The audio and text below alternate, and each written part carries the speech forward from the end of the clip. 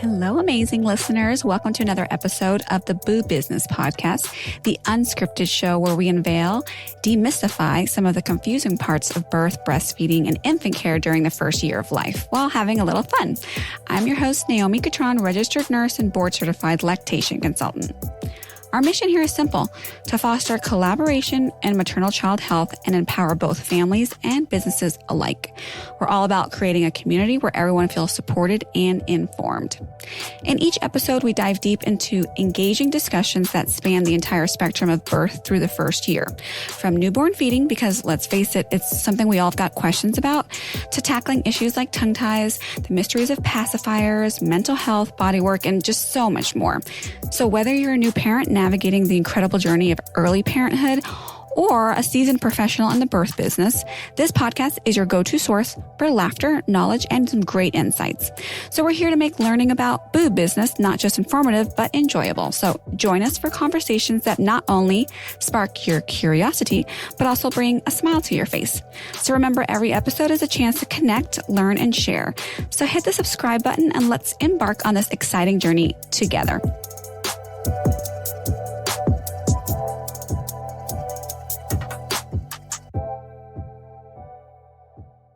Hey there, Amy. Thank you so much for being on the show. It is such a privilege. How are you? So good, Naomi. How are you? Thank you so much for having me.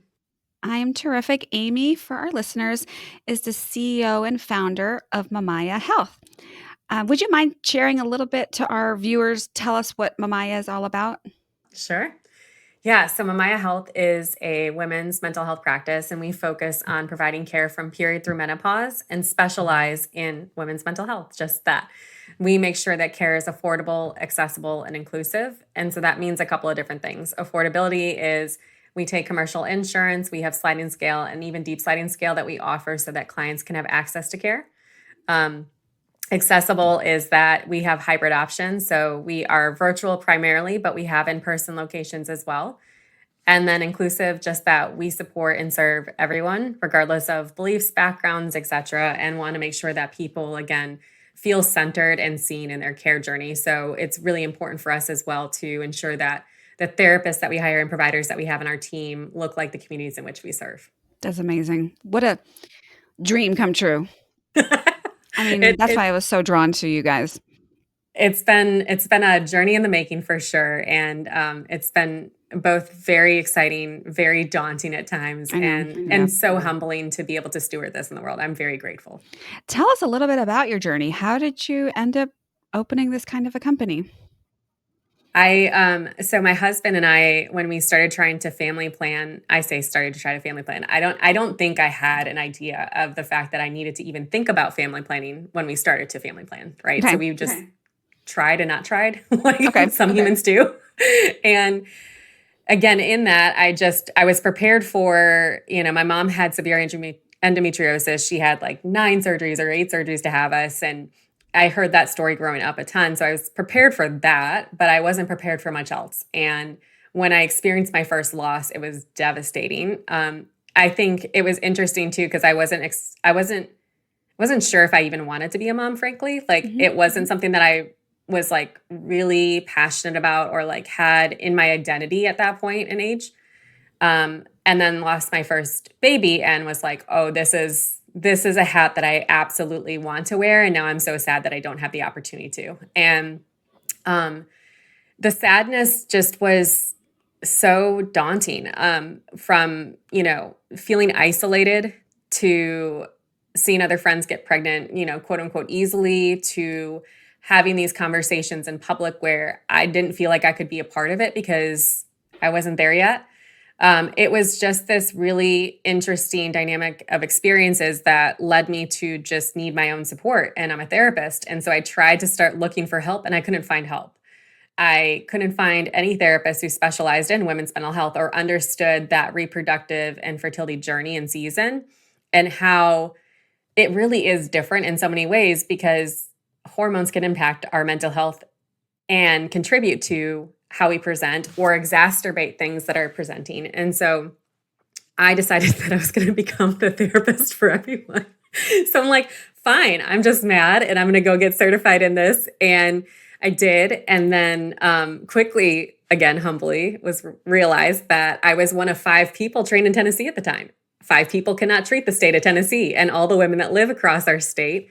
And so I worked then at that point to start a nonprofit so that we could train providers up across the state and make sure that there was capacity of providers, and opened my first kind of iteration of this in 2019. And it's just blown up from there. And I've been, again, very humbled and grateful to steward and lead this in the world, because it's interesting when you see something that you see as a need or you feel so alone in, but then to also see so many people be so responsive in a positive way to it, or to be able to meet a need that is really tangible and concrete. It's just, it's a gift. So you started right before right before COVID, when everyone needed it even more. That must have been interesting. Yeah. Our, business ownership through COVID, business ownership, even now, right? Like, I mean, even in the last 60 days has just been its own, very complicated and amazing and profound experience and learning. I mean, I talk about it when I was sharing with our therapist, like, it's so hard to get and go to work each day when you're just as terrified about the realities of what we're experiencing. And in Nashville, right before COVID, right before our city shut down, we also had experienced a tornado. And like, how do you as a therapist process your own trauma in real time that you're experiencing while also holding space for people's trauma? And so there's this really interesting, there's a concept in infant mental health where you talk about like taking a scoop of ice cream and then taking a scoop of another, right? Like, and you're holding both. And there's this constant concept that I think therapists hold when they're walking alongside their patients, but they're also experiencing the same, again, for lack of better terms, traumas alongside them. And it is challenging because you haven't had time to integrate, you haven't had time to process, you haven't had time to heal. You are oftentimes hearing folks who are reflecting very similar feelings and frustrations and stressors back to you, while also just, trying to hold it together yourself. So it was an interesting time to lead and to learn. I still have a lot of learning. Didn't always nail it, didn't always do it perfect, but I think that we provided a lot of really great, job opportunities for folks during COVID. And then on the flip side, we, over the years, have served over 15,000 patients. So, I think that there's a lot of folks who have been able to find healing, or at least started their healing journey, or we've been able to be a small part of it. And that's, again, such a privilege. I have so much to say right now that we can just make a whole new podcast episode, because you're talking about the ice cream scoop thing. And we, as Lactation, what I should say is you're based in Tennessee, in Nashville. Maybe not everyone realizes that. And you were serving people going through their traumas while you yourself were going through your own traumas. And I think that's something that's often not discussed. And so a lot of us who are in this serving field, whether it be as a nurse, because that's what I did for a while, yeah. or if you're usually, a lot of us who are in lactation don't do this. We're not trying to get rich. Like, you don't get rich being a lactation consultant, but you really have a heart to help people through their infant feeding journey. And so we're very heartsy, empathetic people. And a lot of the times you can carry the burdens or feelings. Sometimes you want stuff more for your patients than they even want it, and that's I had to learn. My husband's like, babe, you want that more for that patient than she wants it for herself. But then there's those patients who want it and they're doing all the work, and you feel that heaviness and you feel that. And so I feel like we might even in the future do another podcast episode of how providers can take care of themselves. We've done some of those trainings again in the hospital systems, especially through COVID with the nursing teams. And it's part of trauma-informed care, right? Is like, as a provider, how am I holding and honoring and witnessing my own experience and not invalidating it, not setting it to the side, but, it gets to take up space. But in this patient's therapy session or in this patient's care journey, whatever the provider is, like, they're still centered, right? And I can name that this is hard for me too. Yeah. We can be human in these spaces. When, these sweet nurses and OBGYNs that we work with, like, I talk oftentimes about, I can't imagine how to cultivate the depth of just courage, but also like just goodness, the regrouping or just like the resiliency that you have to find and muster some days when you walk in from a room where you've experienced a stillbirth alongside a sweet family, and that family is gutted and devastated and feeling all the things that they would normally be feeling in a situation like that. And then you have to shift hard and pivot hard and go into the next room where there's somebody who's got a very typical birth experience happening. And there's elation and joy and all those feelings that are also very valid and normal.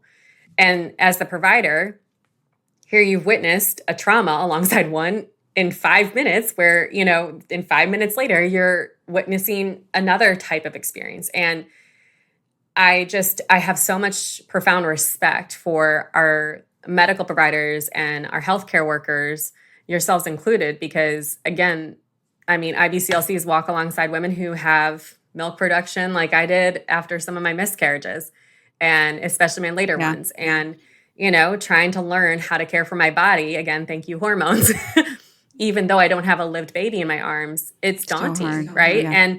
And yet it is such a profound gift. Again, infant mental health concepts, there's ghosts in the nursery, which are like our traumas, but there's these angels. And I loved when I used to practice more with patients, part of what I loved in trauma processing was finding these like sweet angels and these sweet moments that like, what were the like little seeds of hope that are threaded throughout the trauma that in that moment we couldn't see or witness. But there was this provider who gave me water, or there was this nurse who taught me how to care for my milk and how to dry my milk up if I need that, right? Like there was somebody in this room with me and I didn't walk through it completely alone. And I think that our providers are such a core part of, again, our healthcare system, which innately is broken itself in so many ways. But I love that you say the angels, because you oftentimes don't pause to think about that. And we spend a lot of time criticizing whatever, like the actual medical system. But there are angels placed in these dark or sad times. And you probably don't know this, but I used to be a labor and delivery nurse. And there's definitely been those cases where you run to one room and she's delivering a stillbirth. And then a few hours later, you're intaking for something different. And the lactation side of things, I'm all about like, hey, if you've had a loss, give me a call. I'm going to help you dry up your milk. Like, don't worry about insurance. We'll take care of it. I mean, to the capacity that I can do that for. But I did have a doctor call me the other day, and I was thinking the same thing. Wow, how do you go from one room to the other and then go home, be with your kids? She was calling me to see if I can help one of her patients with breastfeeding who maybe didn't have insurance access. She was struggling with alcohol abuse and some other substance abuse, and she couldn't breastfeed her first baby. She had housing instability and vehicle instability. And this doctor went out of her way to contact me to try to help connect us so that I can help her patient. The fact that she took the time out to do that, and then she's going to go see like 15 more patients and deliver how many babies that day, and then go home to her own kids. I'm like, that's heavy and that's sad. And you can't always save someone, especially if they don't want to save themselves. But she went the extra mile. But we can do something to connect. And I think that that's like a huge part of what Mamaya does. And that's, how we got connected with you, Naomi, is like so much my company was built on relationships with providers and relationships with humans, right? Like I want to know the people that our patients are coming from, and I want to be able to call them and tell them that we got them taken care of, or that we made the referral out, or whatever it is. But like, we thrive best in relationship. We are not meant to do any life in isolation. And so there's such a joy in building this like provider network, or building the networks around our business, so that again, like when there is a time of need, that I know who I can call, and I know that they're going to be responsive and trauma informed and practice and deliver care in similar ways or similar values, so that everyone wins and everyone thrives. And that patient, again, experiences healing along the way and doesn't have to experience further hardship or further trauma because they're left to try to navigate what is a very tedious and daunting system on their own. Right. I was so impressed the fact that you've been able to make a company that will accept insurance, right? That's a huge thing. And it's kind of shortens your lifespan a little bit when you take insurance. I take insurance and it's really hard. There might be some gray hairs. It's fine. Yeah. We're fine. They're really trying to help. Like help shorten our life. But amen, you're doing it. I am curious, when you went and got your training to be working specialized with this patient population, so perinatal and hormones and even menopause, how different was the training you received in that training, like curriculum, than what you had been trained beforehand? Because I'm just curious how many people are like, I already have a counselor. She's not specialized. She doesn't have those letters PMH after her name, but like, I'm fine. Is that cool? Like, what are you thinking? Because I feel like I was a labor and delivery nurse and I thought I knew a lot about lactation. So some person might say like, well, my sister's a labor nurse. I can just ask her about lactation advice. Now that I'm on the other side and I know a lot about lactation, I'm like, oh my gosh, I don't know anything about lactation as a labor nurse. It was probably enough to be harmful. It's, I think, so generalized therapists are forced to be reckoned with in themselves. And that's not something that I'm not trying to pit any type of therapist against each other in any kind of way, because we need all different types of therapists to win. I think that as women, for my own lived experience, I'll speak to that. I felt very deeply misunderstood. I felt dismissed. I felt unheard, not validated, not seen, isolated again. I mean, those are all words that I've used in my healthcare journey, but again, in therapy even, because the tools or the resources that I was being given weren't relevant or applicable at moments. And so here I am spending an hour of my time a week trying to further my own healing, and I'm not getting what I need out of it. And so again, like, we're our best advocates, we're our best resources. And so how am I then going and trying to find and get in front of the right person?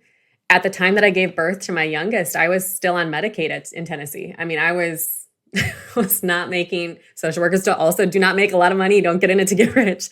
Yeah, that's real life, life. It's hashtag real life. And it was a humbling experience, because I learned very quickly through that system just how limited there are in providers, your limitations around who you can see, what time of day, all of that stuff. And to get to the specialty care, I had to pay out of pocket if I could afford it, and I couldn't. And so it was inaccessible to me. And that also then was just another barrier to my own healing. And I just, again, like, when I see barriers, when I see things like this or experience them myself, I just want to like blow the systems up, because I'm like, this shouldn't be so hard. There's got to be a better way to do this. And I've just been focused on that minutely and obsessively and acutely for the last 5 years of like, we're going to make outpatient women's mental health care better. How can we do that? And when we say like, why is women's mental health care and the training that you can go and get in addition to the master's degree that we've gotten, like, hormones impact our mental health, hard stop. They do. And if we don't understand hormones and we don't understand how that presents, then we might be labeling something as anxiety or as depression or as difficulty bonding even, right? I can have low oxytocin. Who knew? Guess what you need for bonding? Oxytocin, right? And so it might present as a mom who is, struggling to bond with her baby and she's teary and crying, like, right? Like, we might say, okay, that's, postpartum depression in a very common, typical sense of it. That's one piece of it. But then how are we understanding how that hormone also is contributing? And then what are the resources or the interventions that we're wrapping that family, that mama with, to make sure that like she's centered in her care and she's informed about how her body is working and what's going to promote resiliency for her in the season. If I have cortisol dysregulation, right? Like if I have high estrogen and a lot of cortisol flooding through my body, I might be more irritable. I might be snapping at other people, right? Like sometimes this sounds like menopause or perimenopause that can go on for years. And so, Don't say that. Again, like, and I think that there's this beautiful movement of functional health and, integrated health and stuff that is also really helping us as women, because again, traditional healthcare systems haven't empowered us to be informed about our bodies. And so we have been seeking and seeking and seeking and seeking and asking questions and being curious. And God, there's so much information on TikTok and Instagram and all these other places where we're trying to find and be informed and empowered about what we're going through. We're looking for answers. And so I think that it's, again, a powerful component as opposed to labeling this as, you have a panic disorder, which maybe inherently that's the quote unquote formal diagnosis that, our medical system understands. But maybe there's also underlying things that if we resource this woman with differently, she's going to experience symptom reduction, and then she's going to find resiliency and healing. Yeah. And that's what I'm really passionate about. I love that. I mean, especially what you're talking about with the functional integrative health. If you, as a listener, want to learn more about that, episode 42 is really great. It's all about postpartum wellness and understanding hormones and your thyroid. And we have a really cool functional health provider on that episode talking about that, because I think that oftentimes we just don't want one diagnosis. We don't want a label. We're a whole complex. We have lots of systems, and it's important to look at the whole person. Can contribute. Absolutely. Yeah. So I love that. Well, we're totally off script, so let me get us back on script. Tell me, how does the mental load of lactation impact a new mom's emotional well-being beyond what we traditionally think of as postpartum depression or anxiety? I mean, mental load of parenthood is very real. And for those who haven't heard that term mental load before, mental load for me is just, again, like all the things. If I took a piece of paper out and I wrote down all the things in the day that I'm responsible for thinking about, considering, making sure it gets done, has to be attended to, that is the mental load. And that mental load comes with its own stress. It can promote right? Again, this is where cortisol and stress hormones come in play, because again, we're constantly having to think and anticipate needs and make sure that we're ahead of them. So with that, the mental load of lactation and nursing, gosh, I mean, there's so much about it, right? So when we birth, even just getting milk production started, if that's a journey that a mom is desiring as part of her postpartum journey, just getting it started can be daunting, right? We're in a hospital and we're getting checked on every 2 hours, and the baby's getting checked on every 2 hours, and somebody's going to come in and, hopefully be gentle about teaching us how to nurse. But sometimes it's just kind of like a manhandling and here we go and wish you the best. And so again, even in those experiences, we can feel disempowered. We can feel exhausted. We might not be able to retain the information that we receive in the hospital because we're just so tired. It's not like we just gave birth or anything. Right. We didn't do anything. And so then we're going home and we're trying to figure this out at home. And this baby is hungry, and this baby is crying. This baby is yelling at us because they are hungry. And that's what babies are supposed to do. We feel this deep-seated responsibility to be its sole source of food and nutrients. And that can create so much mental pressure and emotional pressure. And again, in this society of like perfection, and perfection being a very rigid kind of way of doing something, it can also create some of these just unhelpful thinking patterns or unhelpful boundaries maybe that we hold around how our lactation or our nursing experiences can look. And so maybe we don't make the full supplementation for what this baby needs. And so maybe there's a combination of nursing and bottle, or nursing and some supplementation that's supportive, right? Like, I think that we get into rigid boxes, and that rigidity also perpetuates our mental load, right? Because it only can be this one way. Feeding schedules, good God, like the feeding schedules and the back-to-back. And I feel like, especially with the first, I think with the second, I was a little bit more, again, prepared, just mentally prepared because I knew what to expect. But with the first, God, I mean, we ate on demand and that kid liked some food. And then I felt like when she wasn't eating, she was sleeping for 2 seconds. We were changing diapers and we were back at nursing again. And so it just like, it's all consuming, right? Managing expectations and external expectations or even internal expectations, which could be like, how am I covered when I'm nursing? Or do I have the freedom to feel like I can learn this in the space that I am, right?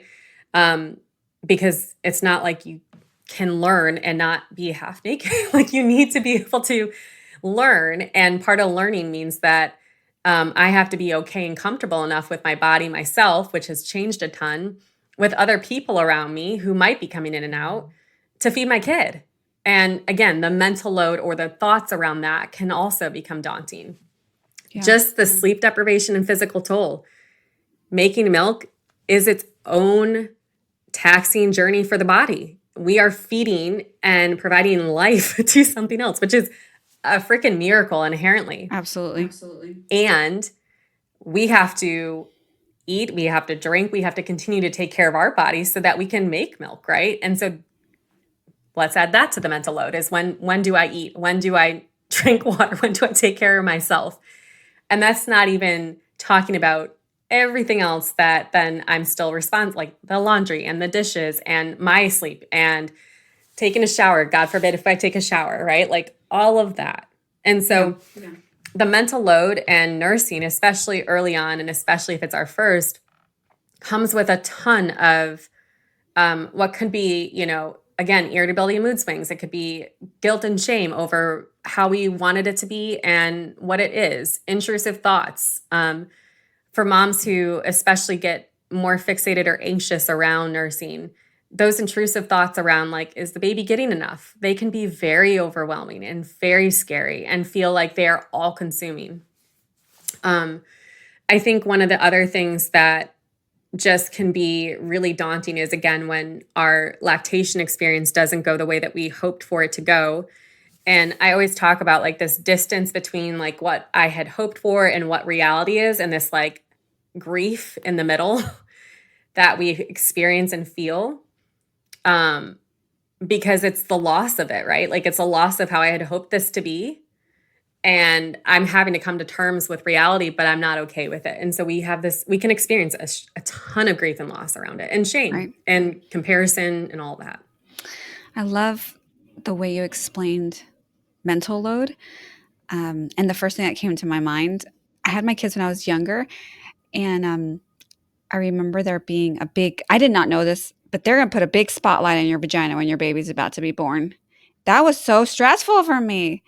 I'm like, oh my gosh, I was trying to have this baby under the sheets with all my clothes on, and now I'm naked and you're putting a big bright light on my private parts. And there's all these my kids were early, so there you have like the NICU team and all these extra people. So many people in the room. You want to talk about mental load and stress, and I just don't know why I didn't think that was going to be a thing for me, but it was such a thing. I still remember it. Like it was really big. And then you mentioned something else. Oh, the gap between what you expected your breastfeeding journey to be like and then what it ends up turning out like.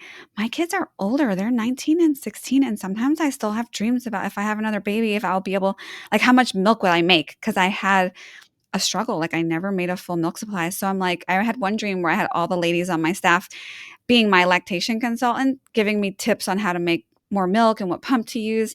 That's dysfunctional. I'm like, oh my gosh, I have all these like unresolved issues from this period of life.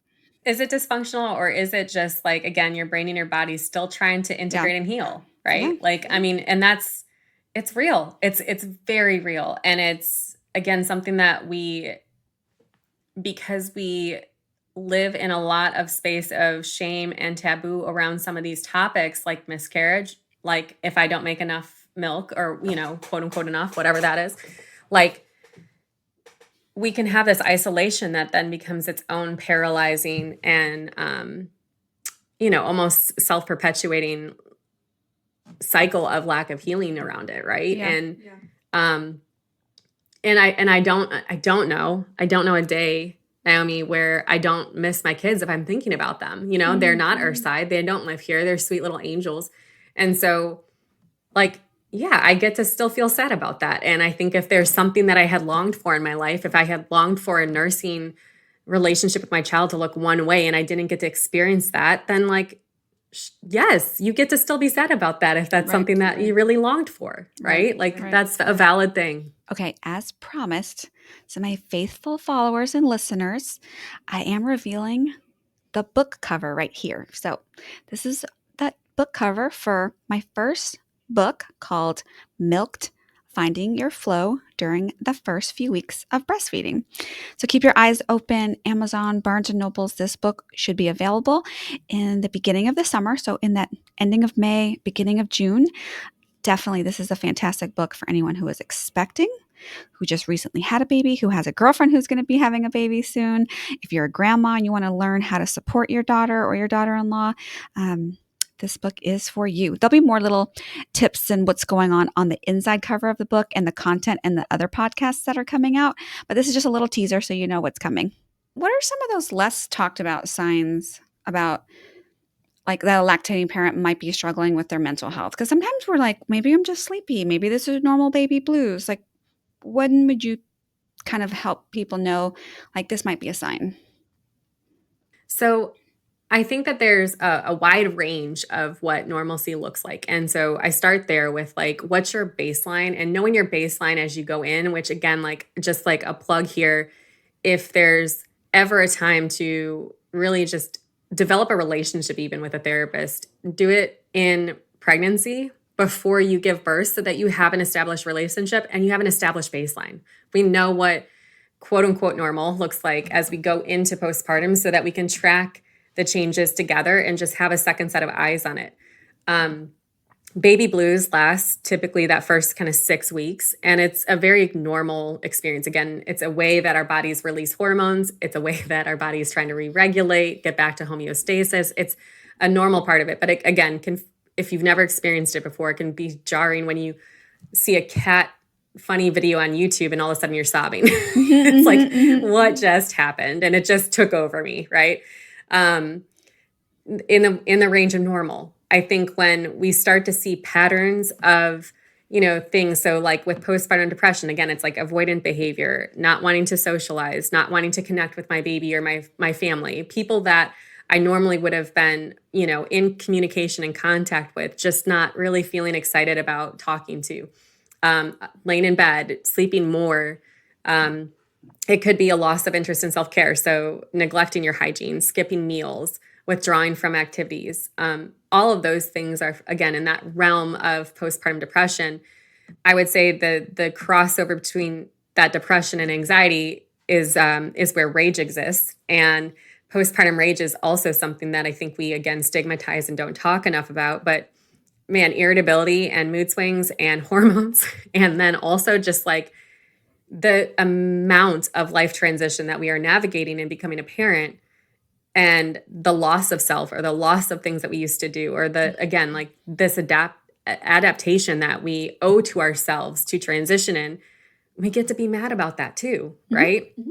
And there's a degree of mad that can become harmful to our relationships, that can become harmful to ourselves even. And so then at what point is it worthy of asking for support with? Other types of irritability, such as like snapping at loved ones, becoming more emotionally volatile, kind of flipping up and down more quickly, feeling significant guilt or shame, and really identifying with that guilt and shame. So, feeling like a failure, and not being able to get out of a thought cycle like that.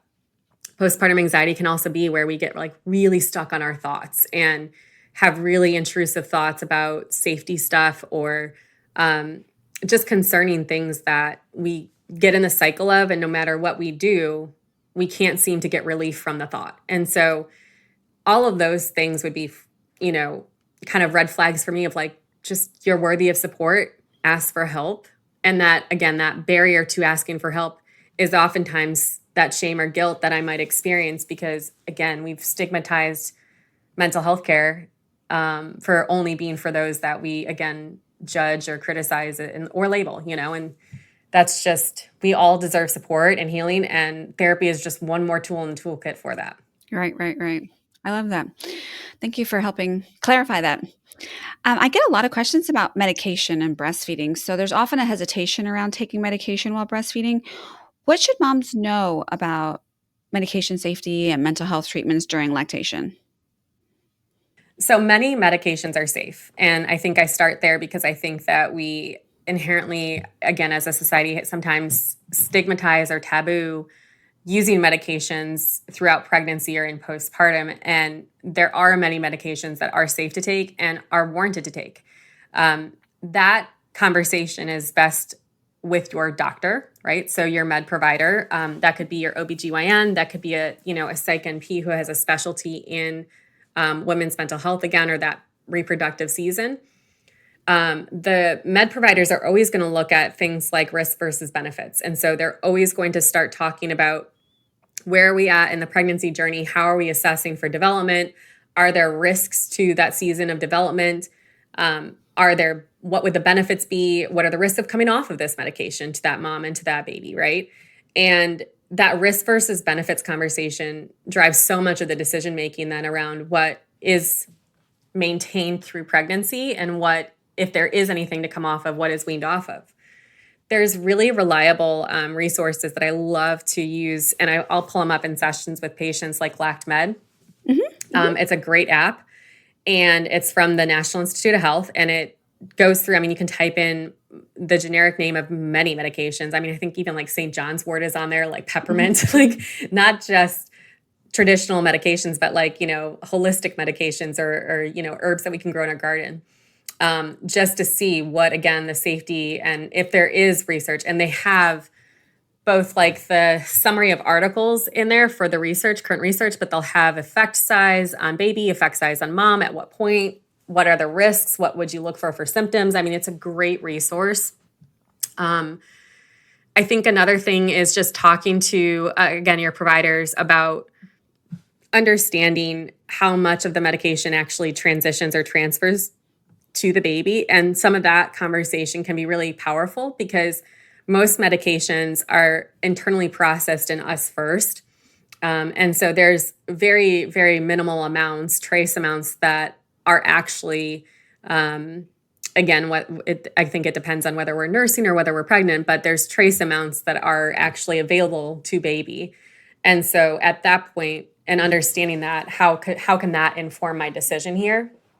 And then there's also non-medication treatments, right? So therapy, support groups, lifestyle changes, mindfulness. There's a ton of other tools that we can leverage and resource a person with, an individual with, prior to ever starting a medication, just to make sure that we've maximized everything else before we make that decision. So those would be the resources and ways that I would approach that conversation. Yeah, I love that.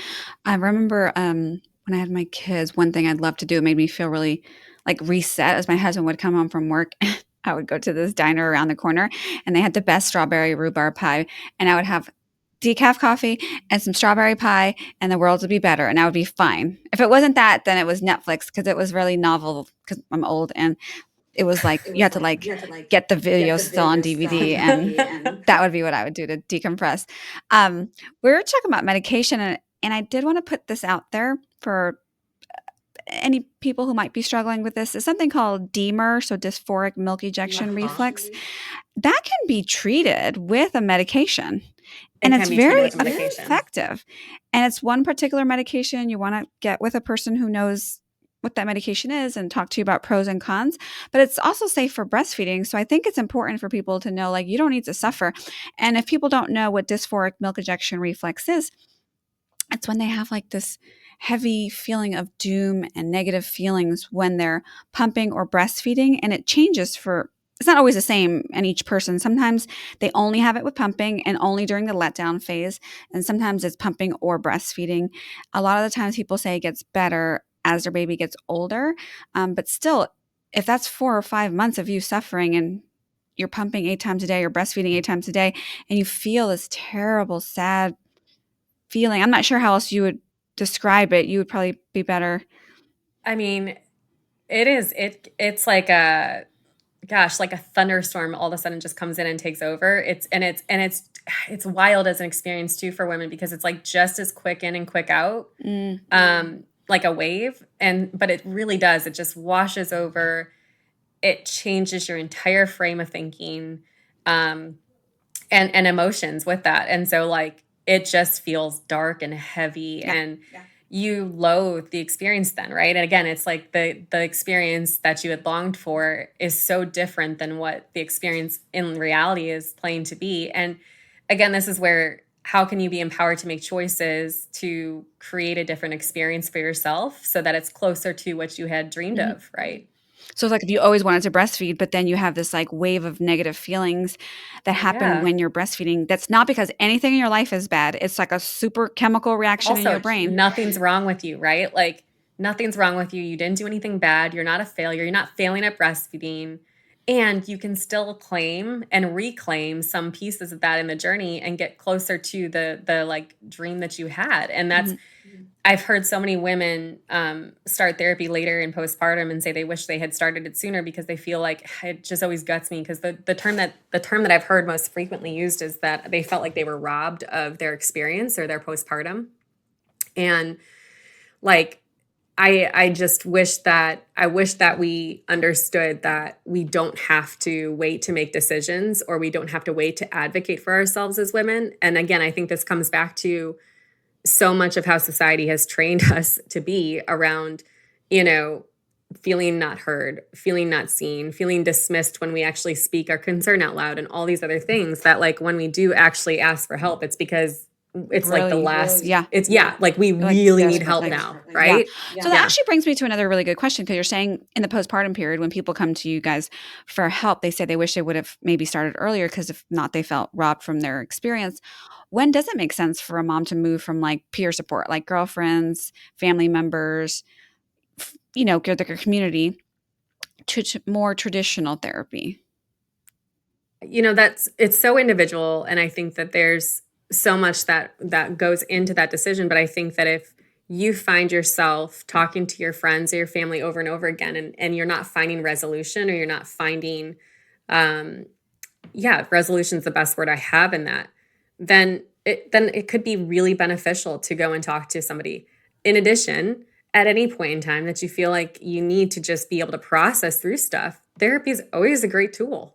And that it doesn't have to be something that you go to only in times when things are in crisis. Like, I think, in fact, again, this is what I said earlier, like establishing a relationship with a therapist, like way before things become something that could be an issue, is such a preventative measure for us, because again, we can get ahead of some of it. Maybe we can get resourced with postpartum planning and like really set ourselves up for success differently.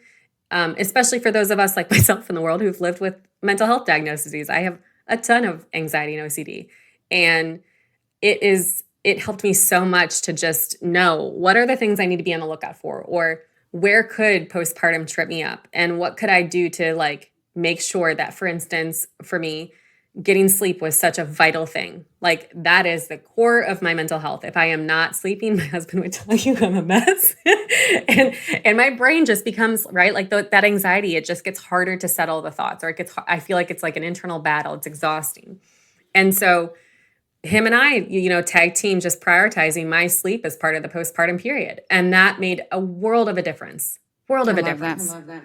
Sleep is so important. Oh, is it? That's why I'm like, please don't wake up with your baby every 2.5 hours. I know people will tell you that, but you need to have a customized plan with a knowledgeable person to help you balance healing, mental health, and milk production. You don't need to forfeit one over the other. Well, and so let's talk about that for a second, because I think you're talking about something that's, again, something that we as women take the burden of on in postpartum, especially, is like, right, especially for feeding this baby. You made that baby too, partner. Wake up 100. And help me feed this baby. Absolutely. And so, again, like, if our partners are getting 6 to 8 hours of normal, consistent, steady sleep, we also can get a steady 6 to 8 hours of sleep and one bottle, throughout that time period for the baby. So the partner can also bond and be empowered to support and learn their role in that relationship too, and build that relationship is so vital and life-giving for both parties, right? Yeah.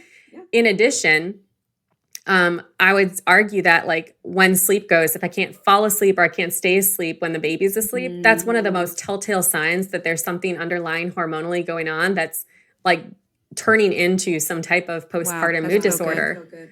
So and we should be able to go to sleep. Like, we should be tired. Babies are exhausting. Healing in postpartum itself is exhausting, and healing doesn't happen if we don't get sleep. That's where our body restores, repairs, and rests, right? And there's another like really interesting thing that I think we can get into the habit of, which is like, again, like pushing on 2 hours of sleep at a time, which we need 4 consistent hours of sleep to just start and get through a REM cycle. Yes. And a REM cycle is the deep, deep, deep sleep cycle that's so important for our health. It's so important for our brains. Again, repair, restore, rest happens in REM. And if we can't get REM sleep, and we've done that for a couple nights in a row, even because we're pushing through and we're being strong and we're the badass women that we are. And again, we've pushed through a lot of our lives. That's great. It's not going to serve us in the season. For even like a veteran to a person who has dementia, if we don't sleep, if we sleep for less than 4 hours a day for consistent days in a row, 3 or more days is typically where it starts to get wonky. I mean, we start to experience auditory and visual hallucinations. And that's for a normal person. That's for, again, a veteran who is trained. That's for a human who has dementia. That's for me or you, Naomi. And so if we're only getting 2 hours of sleep at a time, and that's what we're just pushing through and pushing through and pushing through, like, mama, know that you're going to break, not because something's wrong with you, not because something is bad or you've done something wrong, but because your sweet body needs rest. And that's where we start, right? So that's where therapy, again, like therapy starts with like, okay, let's get a sleep intervention plan in place. How are we going to approach this? What resources or supports do we need to wrap around this woman with? Is it, again, like bringing a partner in and doing a sleep schedule and talking through that? It is. Yes. Is it, again, like this rigid thought of I need to nurse all the time or the baby's not going to want to nurse, and really working through my fear around if I used a bottle once, right? Yes. And what is that fear rooted in? And this is where, again, therapy can be such a great adjacent to lactation support. Yes. So, yeah. And I think it's also important to have a lactation consultant and, therapy providers that can work together, because I think if a mom has milk for like days, like tons of milk, sleeping 6 to 8 hours might cause her to have mastitis or some issues, right? And also depends how old the baby is. But 4 hours of sleep, if we do this properly, like we can make this happen. And that's one of the things I try my best to get our patients, our whole practice to adopt, is how can we make a plan to get each of you guys to have 4 hours of uninterrupted sleep, tag out, let the other person get 4 hours. Let's do this at the minimum. And then it'd be great if you can get 2 4-hour stretches. And sometimes the pump and the bottle does come into play. One bottle is not going to make your baby all of a sudden refuse to breast. However, there are some people who don't believe me. And they're like, nope, I'm going to wake up and feed my baby every 2 hours, every 2 hours, every 2 hours. And I'm like, babe, but this is a marathon, not a sprint.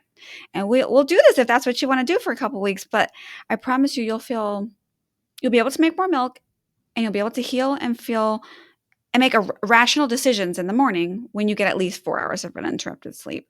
It's so hard to let go of, again, like the way that we envisioned or dreamed this experience to be. And then, what are the choices that are actually going to set all of us up in this family system for the most success? And those things might come in conflict at times. And so where are the safe spaces to process and work through that, get ideas about different ways? What have other people done?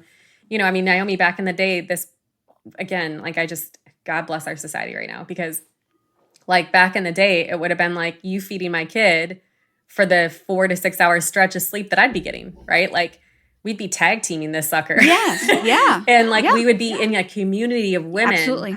that would be able to tag team and step in, and our kids would all be being raised together. And being in this, we were, I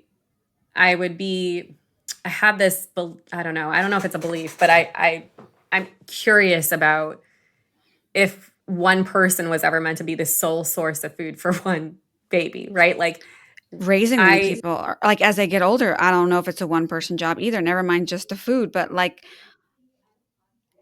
I did not grow up with a single parent. Like we had my aunt and uncle, and then my mom and my dad.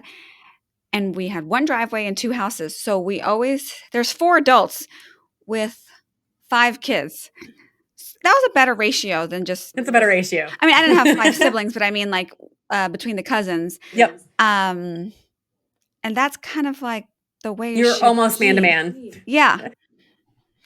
Absolutely. And again, and you also need a break though, too. You need a break. And I think that there's just, our society has changed so much. And so again, like where have our expectations for what our bodies can do, what our roles and responsibilities are in each of these seasons? And then where is it just really okay to be willing to receive support, to ask for help, to tag other people in, to be resourced differently? Because again, what worked in the 1900s, which I see these memes about. Were you born in the 1900s? Oh my God. Yes. I'm like, this is so hilarious. Yes, I was. Yeah, but like, you know, the true 1900s, the early 1900s, like how life was then, how the life was in the 1950s and 60s to how life is now. It is very different. And that warrants different types of support and resourcing for family systems to thrive in pregnancy and postpartum. Yeah, totally agree. What's the one thing you wish every new mom knew about their mental health during lactation? I mean, I think the hormone part is a big one. Anything else? The hormone part's a big one. And I think just, you know, like, you don't have to go at it alone, mama. Like, there are so many ways that, again, as women, we thrive on pushing through, and we thrive on, you know, getting it right. And gosh, I'm the epitome of, I can put my mind to anything and get it done. And I think one of the most kind of like bringing to my knees moments in motherhood has just been this over and over lesson of like, the more in moments where I've tried to go at it alone, the more I've struggled emotionally, mentally, physically. And we are so much stronger together. And that means that like we can resource each other with support. It is okay to ask for help. And like taking that brave first step of saying like, man, I need to go talk to someone, or I need further resourcing, is something that you should be so proud of, because you're doing something that is so different than what generations in the past have done to resource themselves. And you're teaching the women around you as well that there's permission for us to need and to be resourced differently. And I think that that's such a powerful statement. So, you know, I think at the most bare minimum, it's like, mama, you're not alone. But I think, you know, at the maximum, it's like, there are so many resources that, and your voice is so powerful, and all that's needed to change an experience is your voice. Right. I love that. I love your company, and I love your website. On the website, on the homepage, it does say you guys provide compassionate therapy for women and mothers, and 1 in 5 women in the U.S. experience mental health challenges. I think that's important to say that your company does provide support for people through the perimenopause and menopause period too. So that's really amazing. And you're able to make it accessible by having access to different insurances. Is it PPO insurances or HMO or Medicaid or a little bit of sprinkling? Primarily commercial at this point. And then again, like we have sliding scale and deep sliding scale that we can leverage in situations where folks are underinsured or uninsured.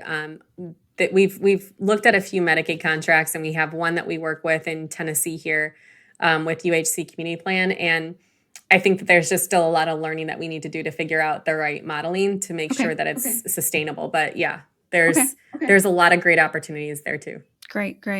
I really just appreciate you being on the show and sharing about all these really important topics. I hope the people who are listening today can maybe share this with someone who's going through this, maybe who's pregnant, or, I mean, even has an 8-month-old. Maybe sometimes you're like, oh, I'm 8 months postpartum, I'm fine. But no, I was not fine for a while. Well, and right, like the trigger points that we look at, Naomi, is like, it's like when we give birth, but then it's when we get our periods back, and it's when we stop nursing can be a contributing factor to that too. And all of those trigger hormonal changes can be a vulnerability for us. And so, it's been an honor talking to you, and I'm so grateful for the work that you and your team at Milk Diva does in this world. Thank you so much for having me. I totally appreciate you. You are amazing. Thank you so much, Amy. Thanks for listening. To learn more about newborn feeding and get your free swipe file, visit milkdiva.com/newborn feeding.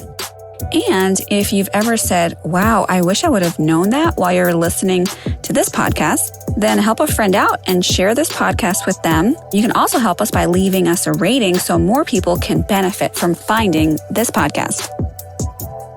Medical disclaimer. Please know that all opinions expressed on this podcast are solely my own and not intended to substitute the advice of a medical provider. I am not a medical doctor, and all information shared is intended for your general knowledge and is geared towards full-term, healthy singleton infants and healthy, low-risk pregnant or postpartum women.